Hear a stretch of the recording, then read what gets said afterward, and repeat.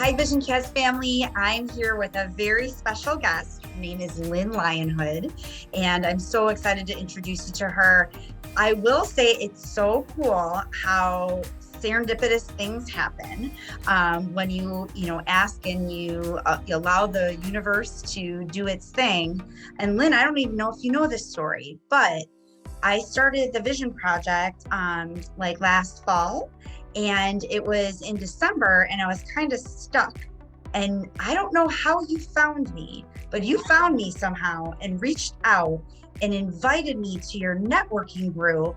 And I'm like, I just love this lady. I'm like, she is so energetic and so passionate. And I could tell, Lynn, like, you just want to help other people. And Lynn is a remarkable woman, and she started some networking groups. So Lynn, I'll let you carry it away, but I'd love for you to share, what you do and why. Like, why did you start this?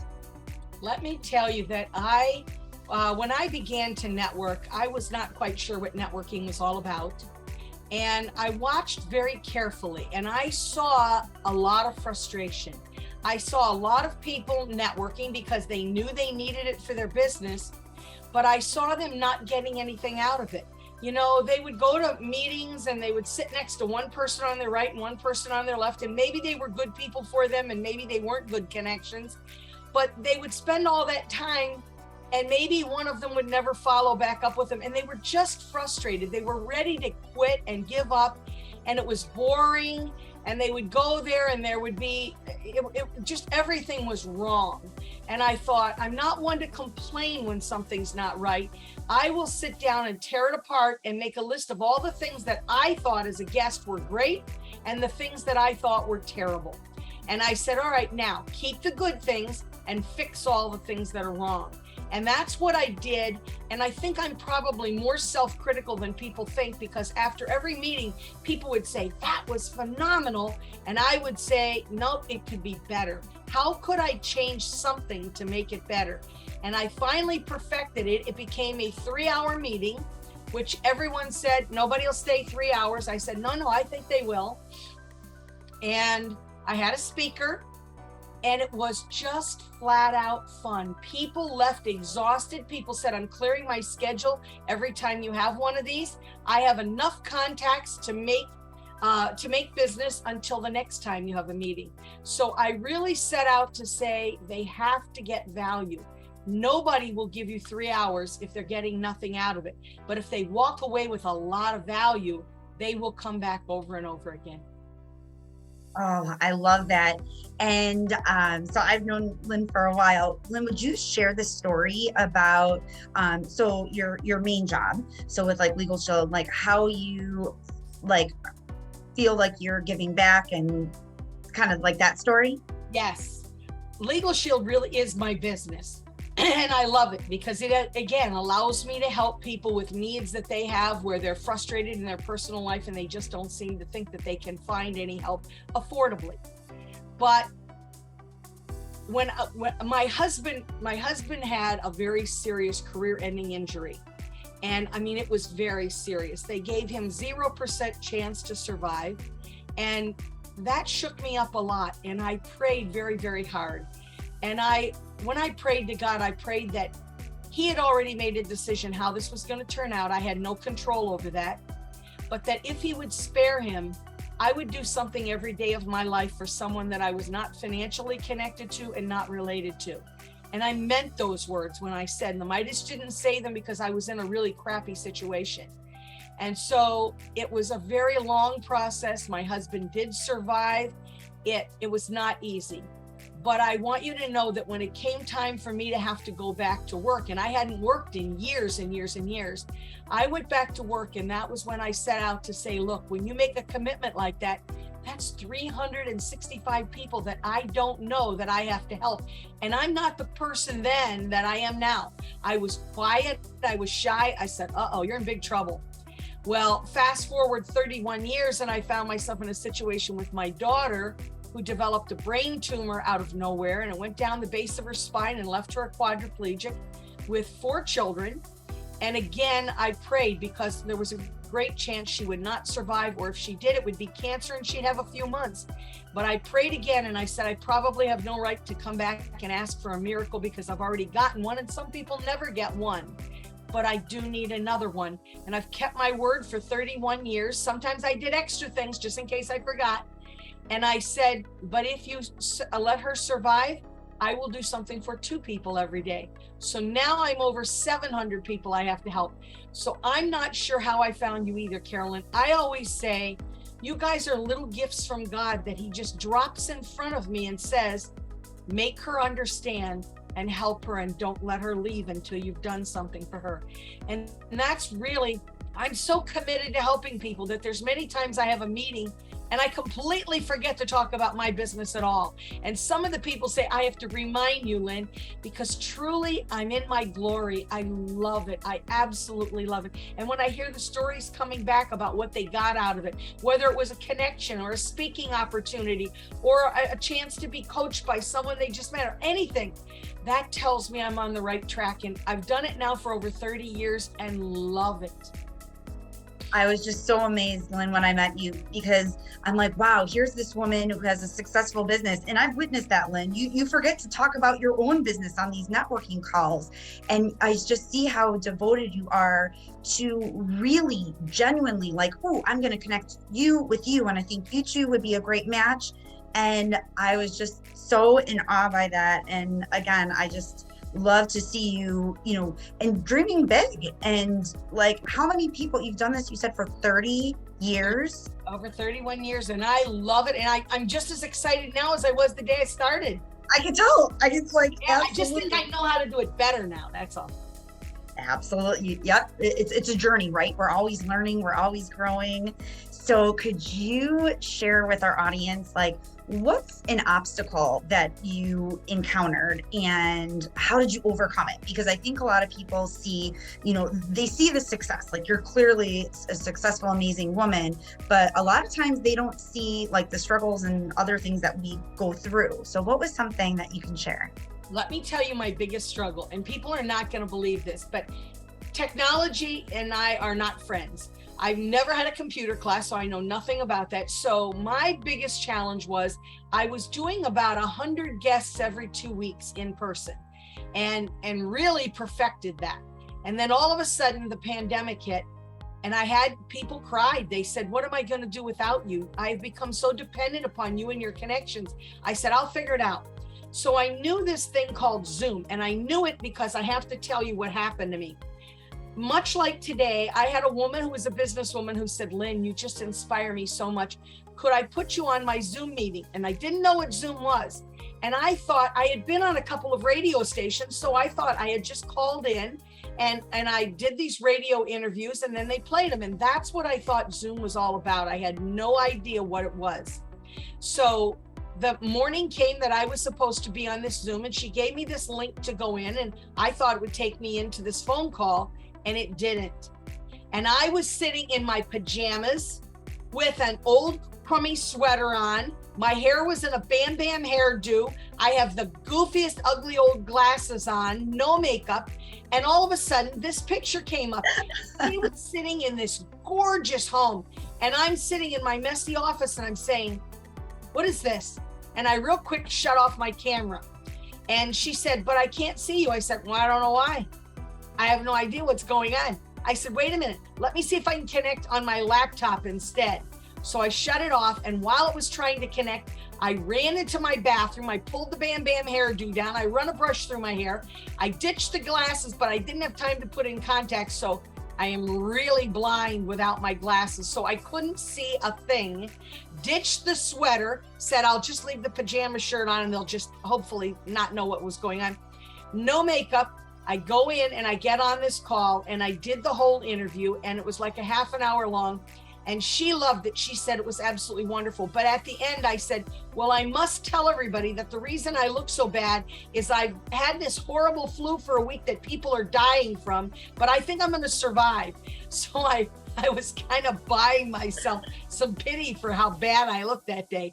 And she said to me, it was incredible, Lynn. So many people have viewed it and it was absolutely wonderful. So I had to perfect Zoom. I was afraid of it, but I had to learn how to use Zoom and learn how to use it properly. And everything's been uphill from then. I mean, I had to find out how to get a lot of people to come to it, which people still are amazed and said, how do you get these people from all over the world to come? I said, I think it's God sending them. I really do. I'm not joking you. I really believe. I agree with you. Word of mouth gets out, and the next thing you know, because now, used to be I knew how I met everybody. Lately, people come to me and they're not sure how we found each other, and I'm not either. And that story, there's two perfect examples. One is it doesn't have to be perfect. Like, you didn't have all your makeup on and everything, but it turned out to be an amazing call. So, I mean, that's a great lesson in and of itself, right? Just do it. Just go for it. You're right. And yeah, just to like keep, even if you don't know where you're supposed to be, I believe God takes care of that. He puts the right person in your life at the right time. So if you have something in your heart, go for it. You don't have to know what every next step is going to be. Just know that you're listening to that voice and you're taking the next step, whatever you feel like that will be. And the people who are meant to come into your life will come into your life. It's like you can't even plan it if you wanted to. So I like to have fun, and I like to make sure that everybody enjoys themselves. Were you on the call the day that I was dressed up like Dr. Seuss? Yes. And yes. That was important to me. I dressed up like Dr. Seuss because I did some volunteer work the night before, calling bingo on Dr. Seuss's birthday. And I said I would agree to do it, but only if I could dress up. And they didn't seem to have any problem with that. So I dressed up like Dr. Seuss and I went to this thing, and it was so much fun. People were asking for me to keep coming back. So that was good. And it was for kids and their families and their grandparents, and everybody just had a ball. So I thought about it that night and I thought, you know what? I'm going to dress up like Dr. Seuss on this business call with like 40 people. And people said, you're not going to do it. I said, I am going to do it because I'm going to teach them a very important lesson. And that is that giving back is the most wonderful feeling in the world. Quit being so stodgy and stuffy and thinking that everything has to be business and you can't do something. If you just do one thing for somebody once a year, you will feel incredible and it will carry you through to the next year, and then you can add more. And when I left Illinois, I was doing a lot of stuff for the Treasure Chest Oncology Children's Cancer Fund, and they would let me dress up. I started dressing up for that thing and they loved it. And it was so successful and I missed that. So when I came on, at first everybody was shocked, but I hope somebody got inspired to go out and do something for somebody. They don't have to dress up, but I kind of enjoyed that. And so it was a lesson, and I feel that I'm a visual person. If they see me, then they'll remember that. If I just said it, they might not remember it. So I'm sure many of them will remember. You wouldn't believe what I saw today. Love that. And again, some other awesome takeaways. Giving back is also a part of the Vision Project too, because I believe to live a truly happy and successful and fulfilled life, man, if you haven't like volunteered or been a part of something bigger, you're missing out. There's no words to describe, right? And I think that's so amazing. And I love also just your bringing the element of fun into it. I think people think it's like, oh, it's work and then you have fun. It's like, no, you could do both. And that's true happiness and success. If you can make work fun, and again, it's our own minds that imprison us, right? It's our beliefs of This is how it should be, but you can make anything fun. And back when I was doing the 100 people, the night before, someone had once talked to me about paying it forward, and it's something that I've always done. I just didn't know there was a name for it. So I literally sat up the night before my meeting once a year, and I would write down 100 different ways that people could pay it forward that would be very easy to do.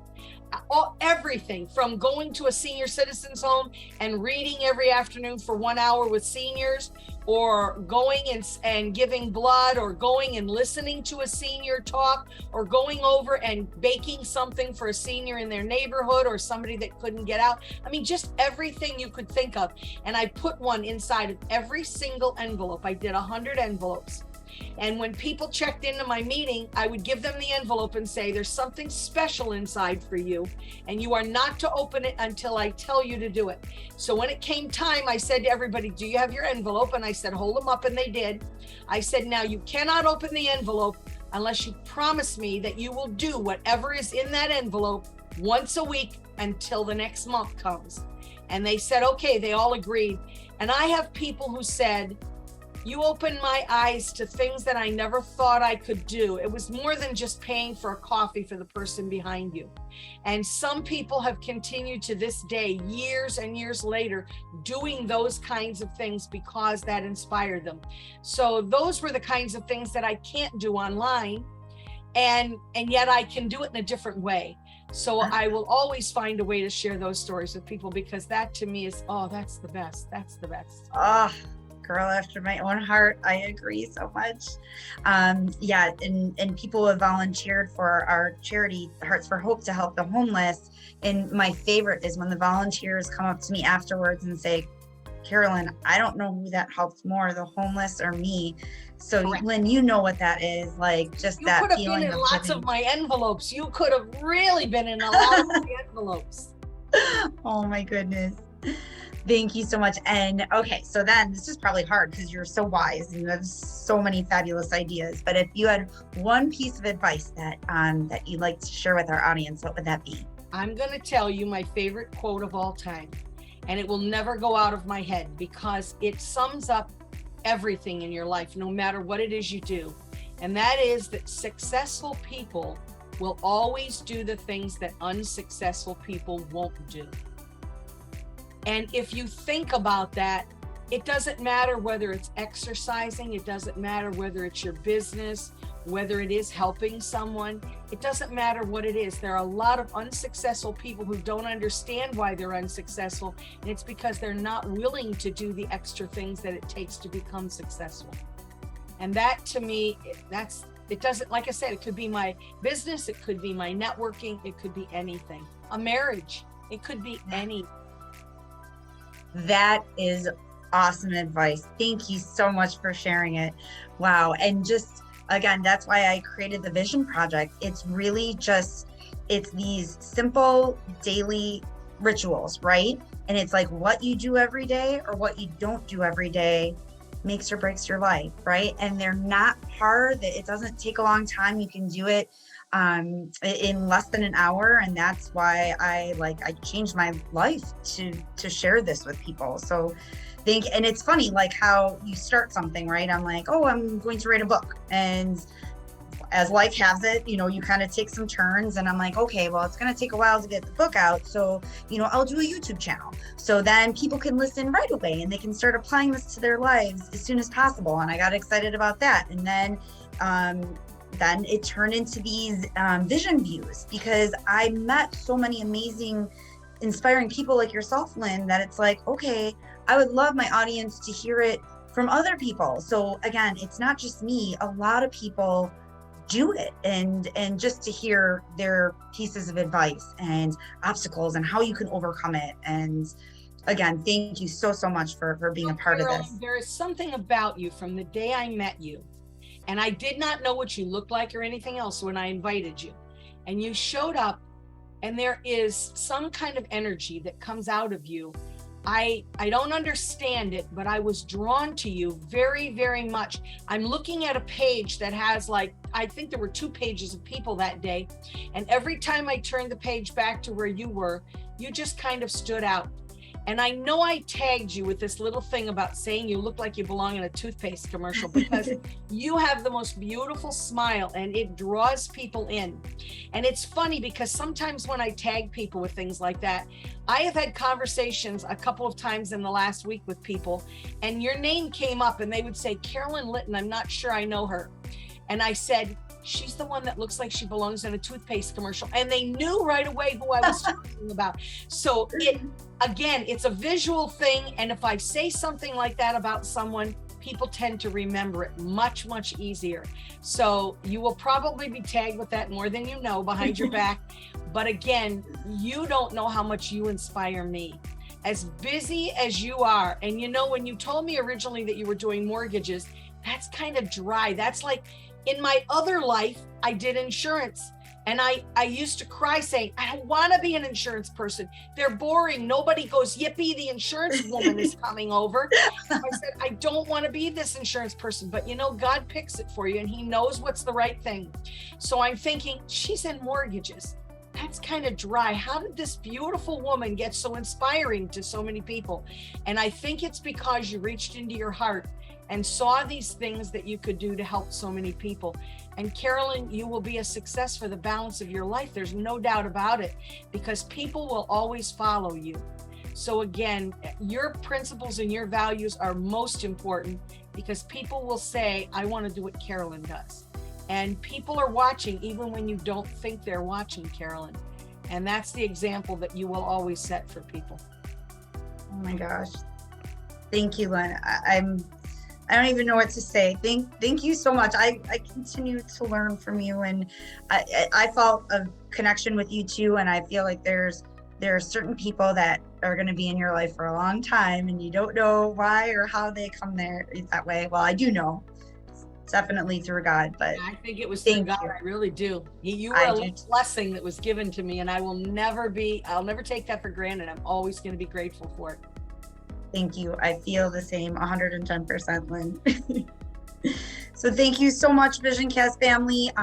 Lynn's information will be in the comments. So she's an amazing person. If you're interested in LegalShield or in have a passion and want to be involved in the networking events, please reach out. So she is an amazing individual. So I'm blessed to have you in my life, Lynn. Thank you. Thank you. Bye-bye. If you're interested in learning more about the Vision Project, which is the blueprint for turning your dreams into reality, then please click and subscribe. You can also go to vpmanifest.com for more details. Please share this episode with anyone you want to see live their best life. And as per usual, go forth and be awesome.